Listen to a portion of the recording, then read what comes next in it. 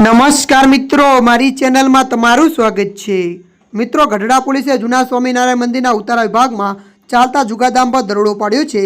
પોલીસે 5મા માળે આવેલા રૂમ નંબર 509માંથી 8 શખ્સને પકડ્યા છે। પોલીસે દરોડા દરમિયાન ₹1,10,850 રોકડ રકમ અને 8 મોબાઈલ ફોન મળી કુલ ₹1.70 લાખનો મુદ્દામાલ જપ્ત કર્યો છે। બાતમીના આધારે પોલીસે રેડ કરી ત્યારે આ શખ્સો પૈસાની હારજીતનો જુગાર રમતા હતા। પોલીસ તપાસમાં ખુલાસો થયો છે કે રૂમ નંબર 509માં રહેતા હરિકૃષ્ણ ગરભરાભાઈ વાઘ ઉર્ફે પાર્ષદ હરિકૃષ્ણ ગુરુછત્ર ભુજદાસજી જુગાર રમાડતા હતા।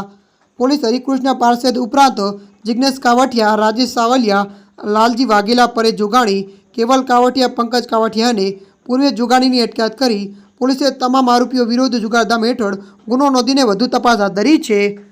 ત્યારે મિત્રો, હાલ માટે આટલું। મળીશું નવી અપડેટ સાથે। જો તમને અમારો વિડીયો પસંદ આવે, લાઇક, શેર અને સબસ્ક્રાઈબ કરી નાખજો। ધન્યવાદ।